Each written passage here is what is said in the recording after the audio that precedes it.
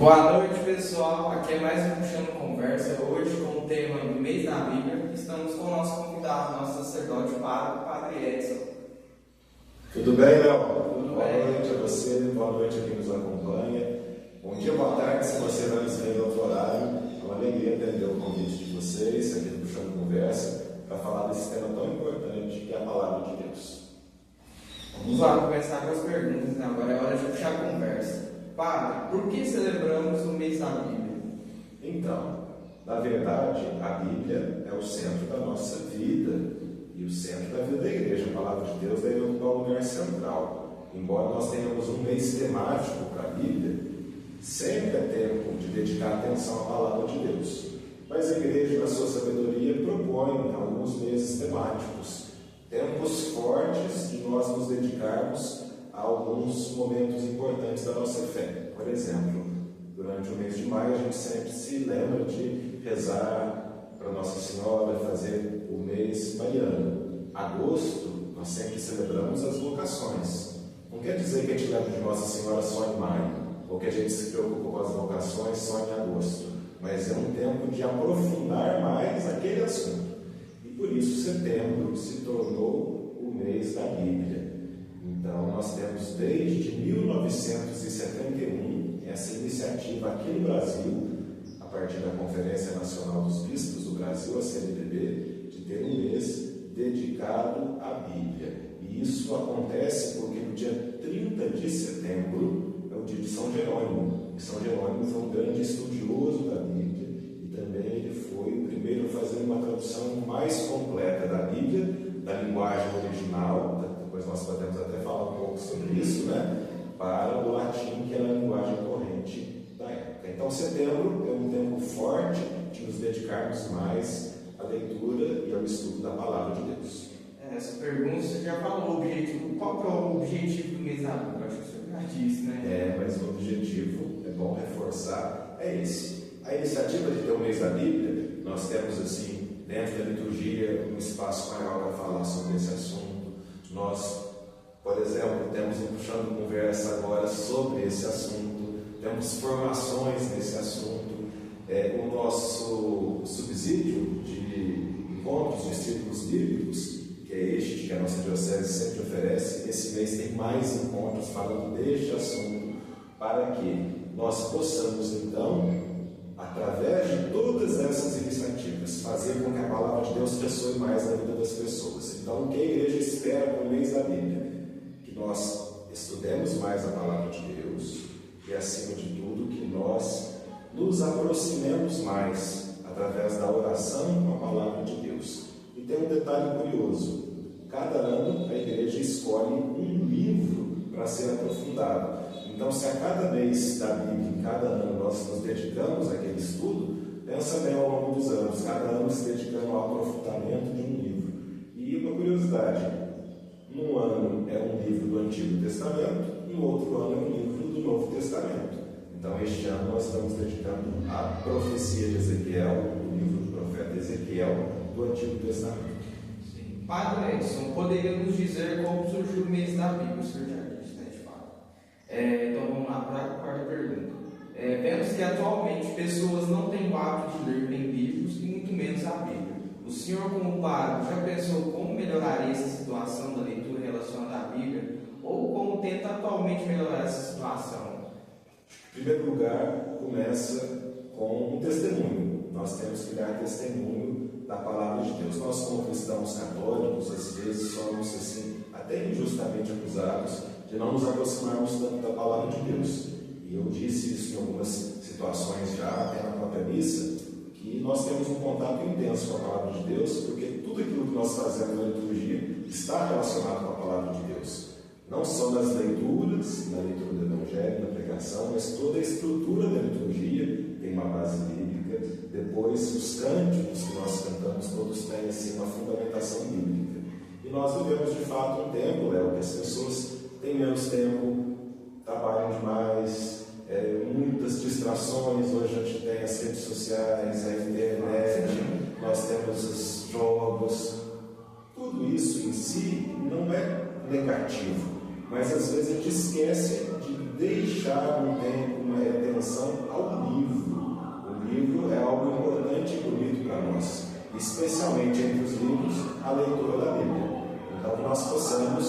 assim, como que numa disciplina, como que num treinamento mesmo, retirar um momento do dia ou da noite. Podia ser um bom propósito para esse mês de setembro, tirar um pouco do tempo para nós rezarmos com a Bíblia.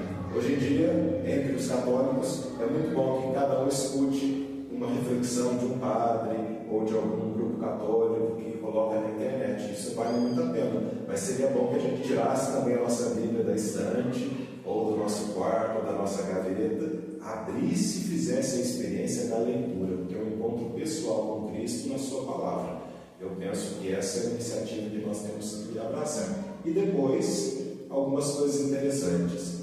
Recentemente, houve um pedido da nossa paróquia, durante a visita ao presídio, os presidiários pediram a Bíblia.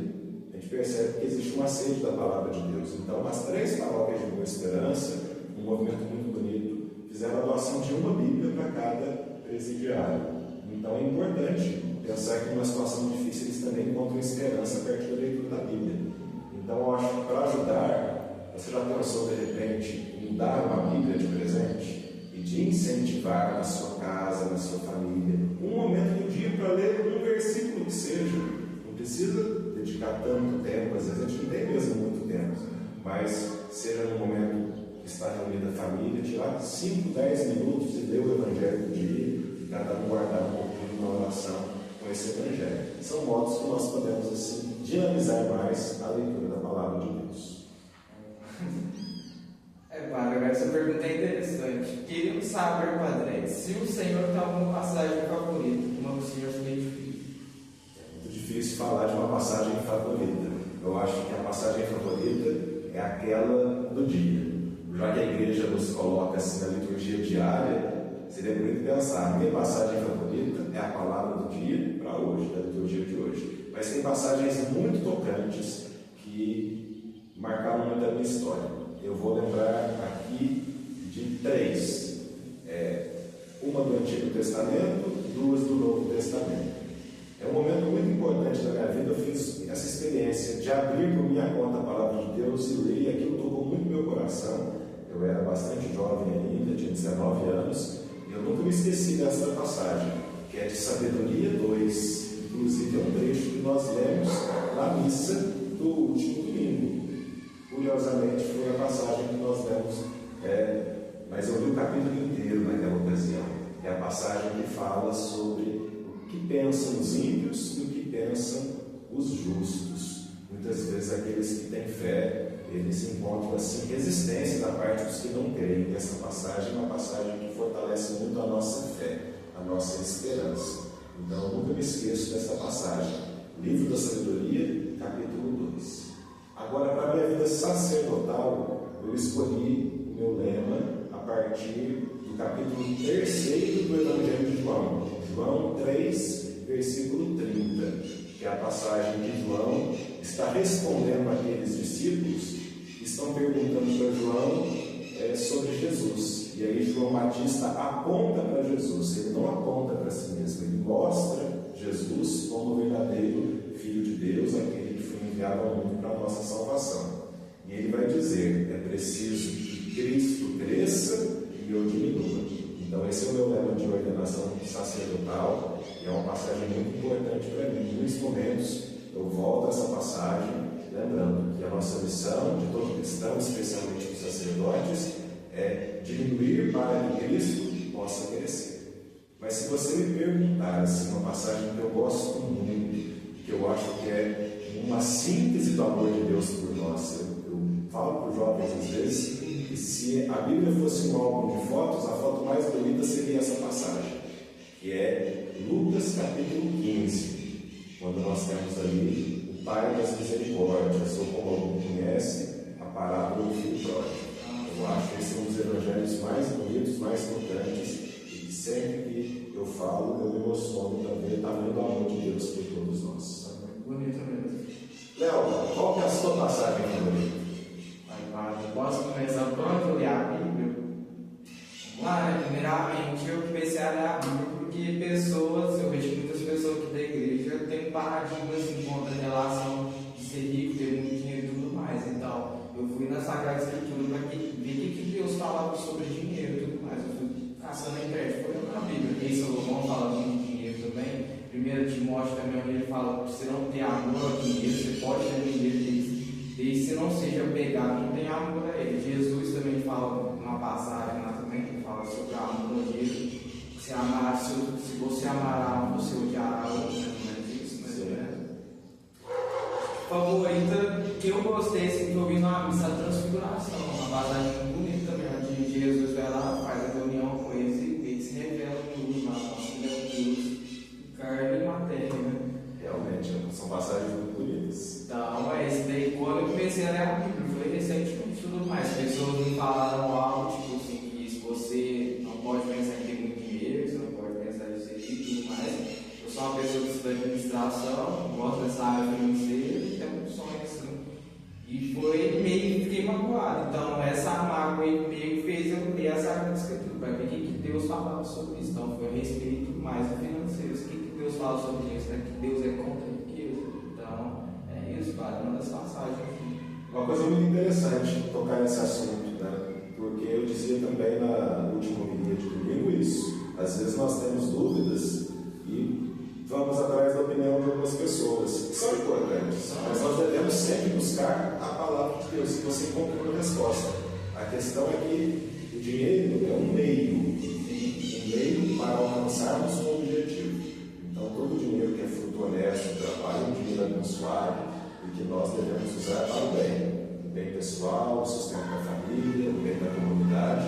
Agora, o dinheiro nunca pode ser um fim em si mesmo, né? A passagem que vocês se referiram, quando Jesus disse que nós não podemos ter dois senhores, ou amaremos a um e odiaremos ao outro. Então, o dinheiro não pode se tornar um ídolo na nossa vida, mas não é pecado nós buscarmos condições de vida melhor. Na verdade, a igreja tem uma história muito bonita de luta por justiça social, para não que todos tenham menos, não é isso o sentido, mas é lutar para que todos tenham condições dignas de vida, condições dignas de poder usufruir dos bens da criação, porque Deus nos deu a criação e, na verdade, o dinheiro é uma mera convenção, né, humana para lidarmos com os negócios, você que estuda administração, que lida com os recursos, né, humanos, as matérias, mas que nós possamos ter uma relação saudável com a dimensão financeira, que também é uma dimensão importante da nossa vida. Eu acho que eu também, quando eu comecei a ler uma história que impactou também, eu achei um pouco estranho, de Jó. Eu comecei a ler tudo mais, né? O senhor pode até explicar melhor para mim, tipo, parece que o demônio faz um acordo assim com o diabo, o demônio faz um acordo com Deus e tudo mais, para ver se o Jó ia ter a mesma fé sem nada. A mesma fé que ele tinha tudo, ele era muito um cara íntegro, reto, era um cara de costa, tinha muita fé em Deus.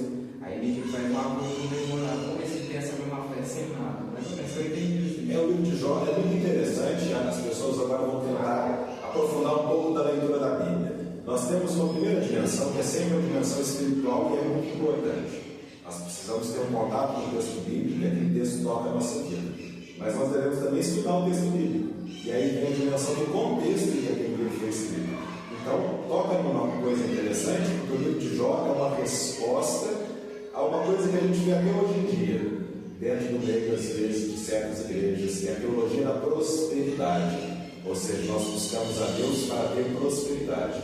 Então, essa passagem de Jó, essa história que foi contada, o modo como ela foi contada, na verdade, é uma inspiração de Deus para o povo, para que a gente perceba que a nossa segurança não está nas coisas materiais. Por isso que Jó, mesmo perdendo tudo, não perde a fé. E no final, existe, claro, ali no livro o momento da retribuição, mas não simplesmente uma retribuição vazia de sentido. Mas o mais importante é ver todo o contexto do livro de Jó e que ele permanece firme na fé. E todo livro ele tem que ter uma narrativa. Então, a inspiração é divina, mas a narrativa passa pela mediação humana, pela cultura humana. Vou dar um exemplo. Nós temos 4 evangelhos. A inspiração é divina de escrever, mas cada evangelista escreveu a partir da sua cultura, do seu conhecimento, a partir das suas experiências.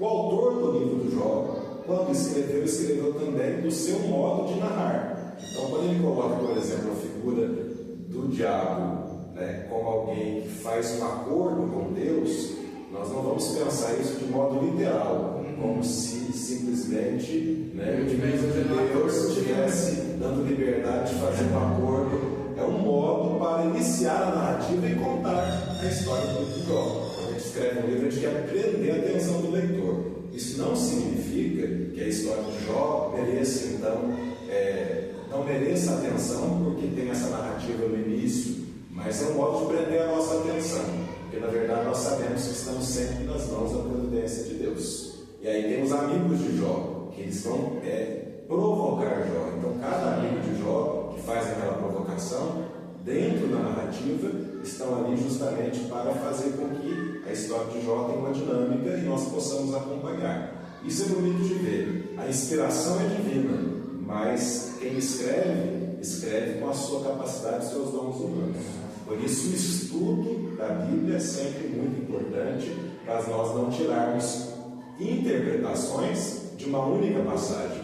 É o chamado fundamentalismo bíblico. A gente lê um versículo e interpreta a Bíblia inteira a partir desse versículo.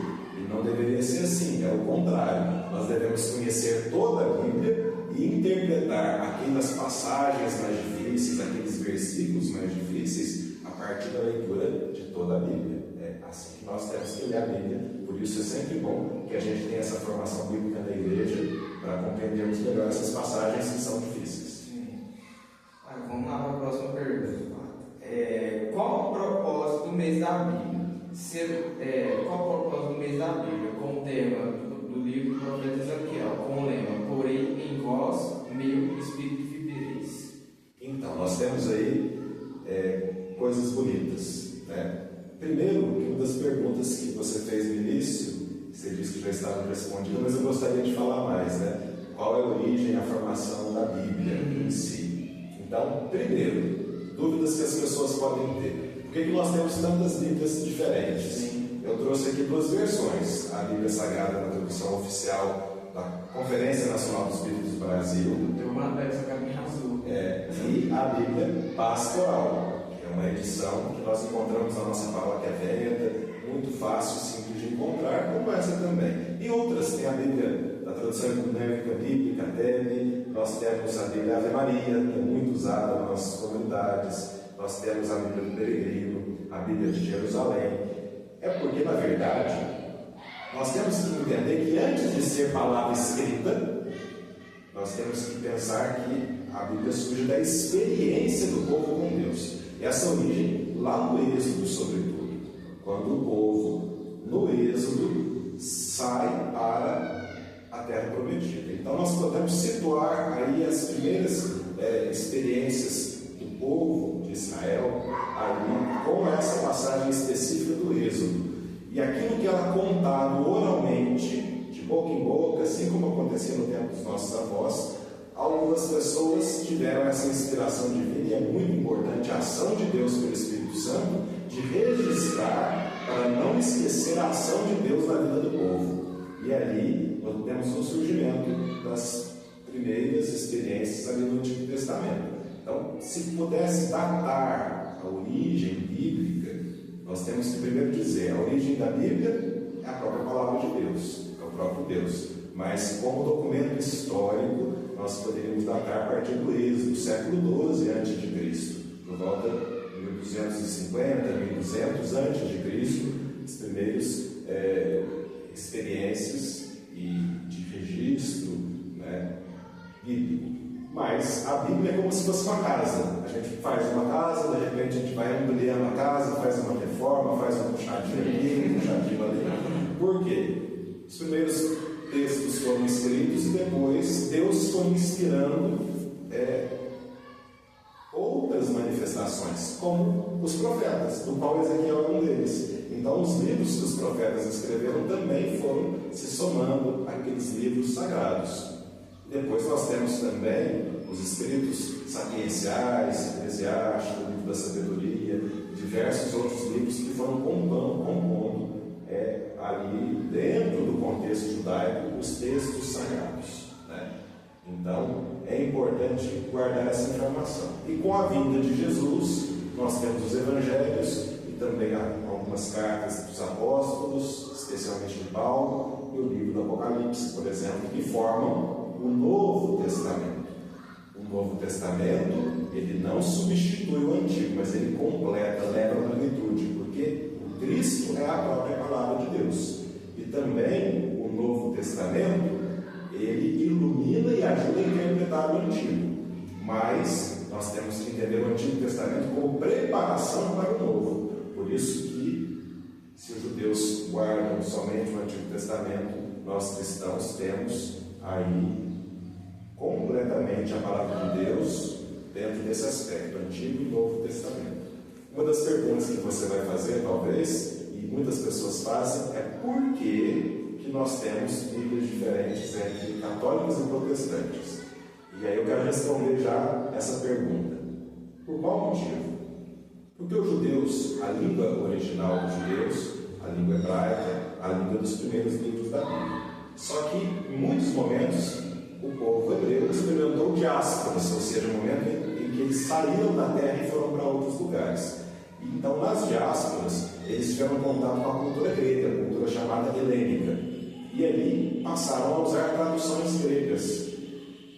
Quando se encontram essas traduções hebraicas e gregas, nós temos aí uma pequena diferença, porque alguns livros foram escritos em grego, mas a língua não importa, a inspiração divina é a mesma. No surgimento do cristianismo, os judeus que até então usavam todos esses livros, alguns deles, para se diferenciar dos cristãos, adotaram somente os livros escritos em hebraico, e isso exclui alguns livros da Bíblia, alguns trechos da profecia de Daniel e alguns outros livros que nós não encontramos, no cânon hebraico. Mas a igreja, fiel à completude do Antigo Testamento, tem todos os livros ali. Nós temos Macabeus, por exemplo, que é um livro importantíssimo, que não está no cânon hebraico, só tem ele em grego. E pensando nisso, depois, muito mais tarde, 1500 anos já, lá na Reforma Protestante, talvez Lutero e Calvino, para se diferenciar também dos católicos, foram seguir o cânon hebraico e excluíram os livros escritos em grego, mas com o Novo Testamento integral. Então, qual é a diferença das três situações? Os judeus, eles têm o Antigo Testamento, mas só que foi escrito em hebraico. Então, esses livros que eu disse não entram ali. Os protestantes seguem essa tradição judaica para o Antigo Testamento, mas abraçam o Novo Testamento integralmente. Então, o Novo Testamento é exatamente igual ao nosso, mas os católicos têm todos os livros considerados sagrados. E é bonito que a igreja acolhe e a igreja guarda a palavra de Deus, porque a Bíblia não caiu pronta do céu com um zíper e tudo na cabeça de alguém, E nem foi um papa lá que mandou escrever com alguém, se alguns podem pensar. Toda a igreja foi guardando toda essa tradição, que a gente chama de canônica, e foi conservando o cânon bíblico. No início, até houve alguma discussão, mas a igreja definiu canonicamente quais são os livros e guardou a Bíblia inalterada. E aí a importância de São Jerônimo, que nós celebramos dia 30, por isso o mês da Bíblia é no mês de São Jerônimo. Ele foi o primeiro que traduziu do hebraico, com algumas passagens em aramaico, e do grego para o latim, que era a língua corrente na época. O latim naquela época seria como o inglês é para nós hoje, uma linguagem universal. E então, nós temos a chamada Bíblia Latina, e a partir dessa edição latina que também muitas vezes se fazem traduções do nosso português, por exemplo, mas sempre levando em conta os detalhes do hebraico, do aramaico, do grego, que são muito importantes, porque toda tradução precisa ser muito bem feita, sempre tem um detalhe ali. E é por isso que hoje em dia, mesmo nas Bíblias católicas, que são fiéis à mesma tradução, nós encontramos passagens com palavras diferentes. Porque, por exemplo, a Bíblia da tradução oficial da CNBB, ela é uma equipe de estudiosos bíblicos do próprio Brasil que fez uma tradução comparada com a Nova Vulgata, que é a tradução mais fiel assim, que a igreja hoje dispõe. E aí nós temos essa. Mas existem outros grupos que podem fazer traduções dos originais ou mesmo de outras línguas. Por exemplo, a Bíblia da Ave Maria são os monges belgas que traduziram para o francês e foi traduzida do francês para o português. Então tem algumas diferenças de palavras, mas nunca se esquecer disso. A Bíblia é sempre a palavra de Deus. É por isso que não deve nos assustar as diferenças de uma tradução ou outra tradução, mas deve nos instigar a estudar mais e entender por que este tradutor escolheu essa palavra e este tradutor escolheu essa outra palavra. Talvez nem tenha falado. E aí é importante nós entendermos e estarmos sempre aqui. Eu não sei se eu respondi completamente a sua questão, porque você perguntava de Ezequiel. E aí eu quero lembrar então o motivo e a importância de Ezequiel. Já respondeu, a diferença da Bíblia católica. Mas você me perguntou por que o tema deste é Ezequiel. Eu disse no início, a igreja sempre escolhe um livro para estudar, e é muito importante pensarmos em Ezequiel, porque Ezequiel viveu na época do exílio da Babilônia. Então, o povo de Israel estava ali naquele contexto no século VI a.C., no ano 597 mais ou menos, e existia um grande império ao redor, que era o império da Babilônia, e nós temos assim a figura babilônica assim, mais lembrada, é o rei Nabucodonosor.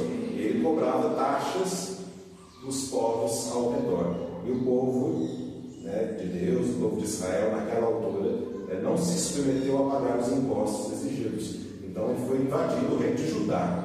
Precisamos situar melhor isso. Quando a gente fala do livro de Ezequiel, está situado ali no reino de Judá. Porque se nós formos olhar mesmo toda a história de Israel, nós vamos perceber que depois de Davi e Salomão, o reino se dividiu ao norte com Israel, Judá ao sul. O reino de Israel já havia sido dominado, mas o reino do sul, que era Judá, ainda havia ficado resistente. E é nesse contexto que Ezequiel, que pertencia a uma família sacerdotal e até mesmo uma família de elite naquele tempo, ele é deportado para a Babilônia. Foram várias deportações, mas ele é deportado na primeira leva. E o contexto da sua profecia é esse. Quando esses exilados chegam na Babilônia, e Ezequiel era alguém que frequentava o templo, no exílio não tinha mais o templo para ele frequentar. Ele participava junto com os sacerdotes. Os sacerdotes não tinham mais o templo. E eles começaram a se perguntar, primeiro, por que isso aconteceu com a gente? E onde nós estamos? Então, Ezequiel começa, a partir dessa experiência e da sua fé, a repensar com o próprio povo que estava ali exilado com ele, as infidelidades do povo. Eles começaram a pensar quantas vezes eles foram infiéis. E em uma das passagens, Ezequiel começa a dizer, olha, quando nós estávamos em Jerusalém era uma cidade sanguinária, se derramava muito sangue em Jerusalém. E eles começam a perceber também os próprios pecados. E eles começam a perceber que talvez o exílio fosse não só um castigo de Deus, mas consequência das próprias escolhas deles. Então o livro de Ezequiel surge nesse contexto. Tem passagens muito bonitas. Eu quero destacar algumas delas. Porque Ezequiel pertencia, como eu disse, àquele grupo, os que estavam à frente do povo. E Ezequiel começa até mesmo a falar, será que um pouco da culpa não é dos pastores que estavam à frente do povo? Então é quando ele começa a profetizar e até falar, os pastores que deviam cuidar das ovelhas estavam se aproveitando das ovelhas. E aí no capítulo 34 nós temos essa passagem, dizendo que o próprio Deus iria apacentar suas ovelhas. Que era uma profecia já de Jesus como bom e verdadeiro pastor. Em outra passagem, capítulo 36, quando fala do coração de pedra, e aí a palavra de Deus é dirigida a Ezequiel e ele profetiza, eis que eu vou tirar esse coração de pedra de vocês, para que vocês tenham um coração de carne. Mas eu acho que eu sei qual passagem você vai me perguntar. Qual é a passagem? Aquela que o Ezequiel... Eu acho que é a passagem que ele vê os ossos ressequidos. Não, acho que não sei se é ele ou Daniel, que ele revela um sonho do rei Nabucodonosor. Esse é do livro de Daniel. É do Daniel. Mas é bom tocar nesse assunto. O que é um profeta? O profeta não é adivinho. A gente pensa que o profeta na Bíblia é alguém que sabe o futuro, alguém que vai contar pra gente quais são os números da Mega Sena. E não é assim. O profeta é alguém que, olhando para a realidade, e a realidade muitas vezes difícil, consegue apontar um caminho de futuro a partir da palavra de Deus, porque é usado por Deus como instrumento para dirigir uma palavra, não de adivinho, mas olhando para a realidade e encontrar um caminho. Então essa passagem de Daniel é importante, em outro momento a gente pode conversar dela, mas Ezequiel também tem visões, os profetas também têm visões, e essas visões precisam ser interpretadas. Qual é a passagem do capítulo 37 de Ezequiel? Ele tem uma visão, ele vê um vale, e neste vale da morte, muitos cadáveres, ossos ressequidos, né? Vários, podemos dizer, esqueletos. E aí ele se pergunta por que ele tem aquela visão. E aquilo é até assustador, porque eles estavam no exílio, longe da casa, longe do templo. Então eles estavam num momento de muita dificuldade. E aquele vale arrasado, cheio de esqueletos, representa um pouco como a morte espiritual do povo, né? E até mesmo representa a tristeza que eles estão vivendo por serem exilados, por terem sido tirados de sua terra e mandados para a Babilônia. Então, no capítulo 37, que eu até separei aqui que a gente possa ler, vem a profecia que é dirigida a Ezequiel, né? Vamos lá, Ezequiel 37, começando no versículo 1. Eu vou ler só uma parte. Não, sem problemas. Veio sobre mim a mão do Senhor, no Espírito do Senhor ele me levou para fora e me deixou no meio de uma planície repleta de ossos. Fez-me circular no meio deles em todas as direções. Vi que havia muitíssimos ossos sobre a planície, e estavam bem ressequidos. Ele me perguntou: Filho do homem, estes ossos poderão reviver? E eu respondi: Senhor Deus, tu o sabes. E ele me disse: Profetiza sobre estes ossos e dize-lhes: Ossos ressequidos, ouvi a palavra do Senhor. Assim diz o Senhor Deus a estes ossos: Eis que eu vou infundir espírito em vós para que vivais. Eu vos darei nervos, farei crescer carne e estenderei a pele por cima. Porei espírito em vós e vivereis, e sabereis que eu sou o Senhor. Palavra do Senhor. Graças a Deus. Este é o lema do mês da Bíblia: porei espírito em vós e vivereis. Olha, se Ezequiel naquele tempo teve essa visão, nós podemos interpretá-la ainda hoje para os nossos dias. Nós estamos vivendo tempos difíceis, calamidades, doenças, guerras. Hoje mesmo, mais notícias de guerras. Às vezes a gente olha para o mundo como uma grande planície e a gente vê muita morte, muita destruição. Quem é capaz de devolver a vida?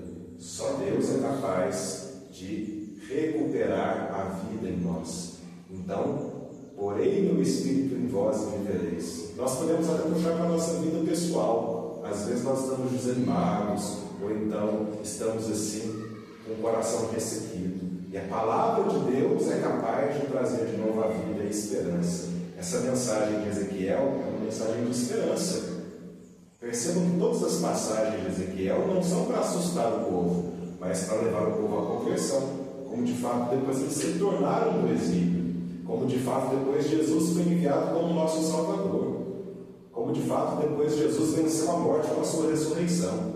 Então, quando nós lemos a palavra de Deus, temos que ter essa mesma experiência que Ezequiel teve. Confiança na palavra de Deus, de que ela pode nos trazer a vida e que é uma mensagem de esperança. Nós estamos para celebrar o Jubileu da Esperança. Só Deus é a nossa esperança. Então, que a gente possa fazer da Bíblia Sagrada o nosso lugar de recuperar a paz, a fé e a esperança em meio aos momentos difíceis, como Ezequiel fez para o seu povo no exílio. Para está um pouco fora do contexto, mas perguntar para o senhor: tem algum livro que o senhor gosta de ler? Preferido, assim, que você recomendaria? Eu gosto muito de ler, gostaria de ler mais, porque hoje eu tenho pouco tempo para leitura. Eu não vou dizer de um livro, eu vou dizer de, muito brevemente, algumas coisas que eu gosto de ler. Então vamos lá. Eu comecei a ler, lendo com os meus irmãos em casa, desde pequenininho. Gosto muito de ler livros infantis, livros de história, aquilo que muitas vezes é chamado assim de romance. Então, não só por ser livros românticos, mas assim, histórias de romance. Então, eu me lembro de muita coisa. Eu gosto muito de ler livros de história, uma coisa que me interessa muito. Então, é uma leitura, um hobby que eu tenho quando eu gosto de ler sobre história. Então, por exemplo, eu vou até indicar um livro de história importantíssimo que foi lançado há pouco tempo por um professor nosso da Faculdade de Teologia em Pouso Alegre, o professor Iança, que conta a história da nossa diocese, das 3 dioceses do sul de Minas, né? Diocese de Pouso Alegre, Campanha e Guaxupé. Então, são livros que eu gosto de ler e que descobri a história. Eu gosto de ler outro historiador da nossa região, que é o irmão Maciel, escreveu um livro sobre a Iuruoca. Lá eu descobri, por exemplo, que as famílias que vieram fundar Boa Esperança são de Iuruoca, que é uma das cidades mais antigas, vizinha à cidade onde eu sou de origem, que é Baipendi. Tem outro livro de história da nossa região muito importante, que é Reminiscências, que é do Dr. Passos Maia, que conta a história de Guapé. Então, esses livros eu gosto de ler como passatempo. Eu gosto de descobrir a história do lugar onde eu estou, da nossa região do sul de Minas. Eu gosto de pesquisa genealógica das famílias, quem são meus avós, meus tataravós, as nossas origens. Então, essa é a minha leitura de hobby. Eu gosto muito de ler livros de história. E também vários outros livros, tem muitas coisas boas. Um que me marcou muito, que depois é filme, é do Umberto Eco, escritor italiano, chama O Nome da Rosa. E tem um filme desse livro. Eu lembro que eu tinha uns 13, 14 anos quando eu li. É muito interessante. Entre muitas outras coisas. Depois tem as leituras, que são as leituras, que eu imagino que são as leituras que são ferramentas para o nosso dia a dia. Você faz administração, deve ler muito sobre administração. Sim, é financeiro, tem administração, muito empresarial de fato, mas quando a gente fala de livro também, o que ajuda a potencializar a minha espiritualidade, a Tânia foi um monte de livro tudo mais. Aí um livro que eu gostei mesmo, que eu virei devoto da Santo, é o Confissões de Santo Agostinho. É maravilhoso esse livro de Confissões de Santo Agostinho. Então, do ponto de vista assim, como padre, eu procuro ler sempre muito aqueles livros que ajudam na parte bíblica, na parte de teologia. Um livro muito importante é o próprio Catecismo da Igreja Católica, e livros que nos ajudam a compreender o dia a dia, a espiritualidade. Eu gosto muito de um livro, né, que eu acho que é importante demais para nós, que fala sobre isso, né? O Retorno do Filho Pródigo é um livro que marcou muito a minha vida, e por isso o gosto da passagem que eu disse, né? Então Henry Nouwen, que é um padre belga radicado nos Estados Unidos. Os livros dele são muito bons, recomendo isso. O Retorno do Filho Pródigo, que também para a espiritualidade. Mas os livros dos santos é muito importante que a gente leia. Então nós temos, né, livros de São João da Cruz, de Santa Teresinha, São Francisco de Assis, tem alguns escritos. Santa Faustina tem o Diário. Então nós temos que buscar a vida dos santos. Essas leituras são muito importantes. E depois tem coisas que a gente precisa ler, nós deveríamos ler. Conhecer a Constituição do nosso país, conhecer a legislação trabalhista. Temos que ter interesse por essas leituras que às vezes parecem difíceis, mas nos ajudam como cidadãos.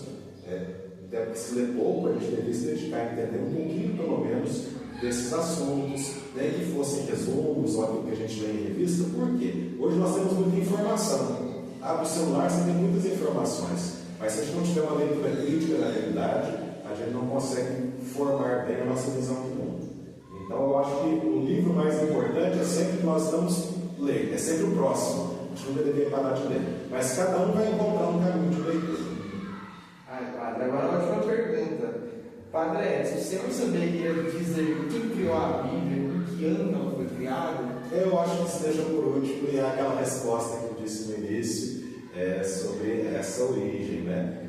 Eu quero completar essa resposta. Eu dizia que a Bíblia é um longo processo, é como construir uma casa. E eu falei do Antigo Testamento, do Novo Testamento, da origem que segue a inspiração de Deus, por mediação humana, né? Os autores sagrados foram inspirados por Deus e colocando isso, e foi sendo compilado. Então nós podemos dividir desse modo. Mais ou menos por volta do século XII, aquilo que era inspiração divina começa a ser registrado em material muito primitivo, os pergaminhos e até mesmo ouro de animais, as linguagens originais. No tempo de Jesus também ele teve acesso a isso, por isso diz que Jesus abriu os rolos, porque o livro não era um livro brochura como nós conhecemos, mas cada livro estava escrito em materiais primitivos, em rolos, como nós conhecemos. Depois, todo esse compilado foi sendo, pela própria igreja, guardado e copiado, chamados monges copistas. Para fazer uma cópia de um livro, você tinha que copiar à mão todo aquele material, e eles foram sempre muito fiéis à produção da Bíblia. Teve um movimento importante, claro, que foi Gutenberg, com a imprensa, no século XV, XVI, essa transição, que você começou a ter a impressão de livros. E claro que o primeiro livro que foi impresso foi a Bíblia. Então, uma difusão muito maior da Bíblia. E graças a Deus, a igreja luta para que todos tenham a Bíblia na mão, para que todos possamos ter a Bíblia não como objeto de decoração, mas como palavra viva. A Bíblia fechada é um livro, como qualquer outro livro, mas a Bíblia aberta, ela é palavra de Deus que ilumina a nossa vida. Padre Edson, obrigado por ter aceitado o nosso convite. Vai deixar uma lembrancinha para você. Muito obrigado, agradeço, fico feliz. A lembrança é o sinal de carinho de vocês, mas mais importante foi a nossa conversa. Eu quero dar parabéns pela iniciativa de vocês, quero agradecer a todos que nos assistem, a comunidade Cristo Rei, a nossa paróquia, e ao Chão Conversa de maneira especial, e incentivá-los a que vocês possam levar sempre mais a palavra de Deus e evangelização através da criatividade e do uso dos meios de comunicação social como vocês estão fazendo. Vamos pedir a bênção de Deus para vocês e para todos que nos assistem. Deus abençoe a todos, em nome do Pai, do Filho e do Espírito Santo. Amém.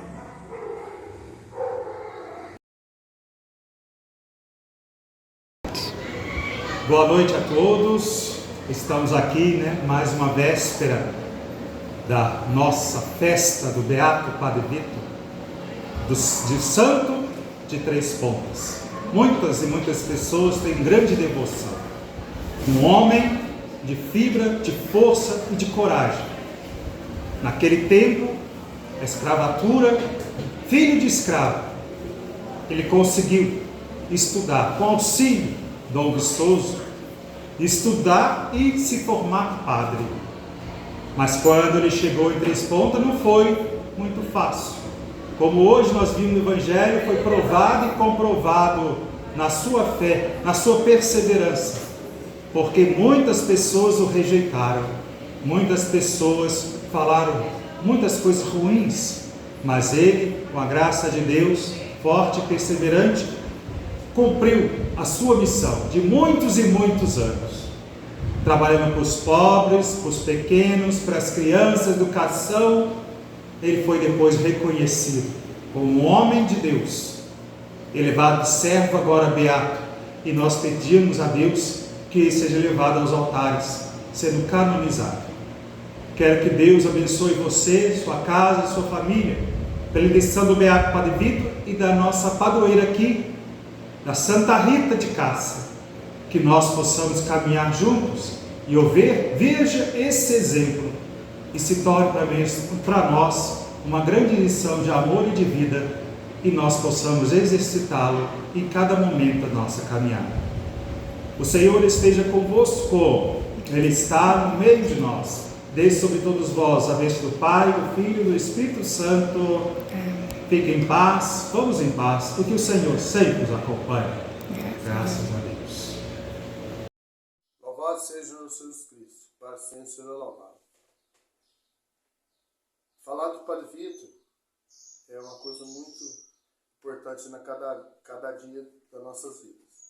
Em 2010, há 14 anos atrás, a minha esposa Elaine teve pneumonia surda. Ela ficou internada aqui na Santa Casa de Boa Esperança. E naqueles sofrimentos surgiu vários lugares de possibilidade de mandar ela. Aí muita gente correndo atrás e conseguiram arrumar um lugar para ela lá em Três Pontas. E foi justo na festa do Santo Padre Vitor, no comecinho da novena. Aí meu sogro foi lá na igreja Nossa Senhora da Ajuda, onde o Santo Padre Vitor se encontra, e eu fiz uma promessa. Quando Deus me ajudasse, o Santo Padre Vitor me ajudasse, eu ia de a pé agradecer as graças. E correu tudo bem. No próximo ano eu fui com meu pai. Primeiro ano eu fui com meu pai e a gente foi a pé. Fui muitos anos agradecendo ao Santo Padre Vito, muitas bênçãos, muitas graças recebidas entre nossa família, nossos amigos. E hoje, já faz 14 anos que a minha esposa está recuperada. Foi um sofrimento, porque a minha menina era muito pequena, a Rafaela era muito pequena. O Santo Padre Vito ajudou, que ela correu tudo bem, e ela foi curada da pneumonia surda, que ela ficou muito tempo internada lá no hospital. Ficou na UTI e depois foi pro quarto. Aí, graças a Deus, com muitas orações dos amigos, dos familiares, ela saiu tudo bem no hospital. Hoje, a gente, entre os amigos, muitas pessoas próximo da gente, amigos mesmo, familiares, ajuda a gente no apoio, com a barraca que a gente monta, já faz, aparentemente, eu acho que é 6 ou 5 anos, que entre amigos faz uma barraca para ajudar o apoio, para dar apoio, acolher os nossos romeiros que vão para o Santo Padre Vito, em 3 pontos. Muito obrigado. Sou devota do Padre Vito desde quando me entendo por gente. Meu avô fazia romaria, depois ele faleceu quando eu tinha 2 anos. E desde então a gente fazia romaria até a beatificação do Beato Padre Vito. Ele foi beatificado em 2015, nós trouxemos 2 ônibus para a beatificação. E depois disso a gente não trouxe mais ônibus, mas a gente passou a montar uma barraca de apoio a todos que vêm a pé de Boa Esperança até 3 pontos, que desde então não tinha barraca entre Boa Esperança até o Trevo de Santana. E a gente resolveu montar para poder ajudar todos os peregrinos que vêm em busca de uma graça.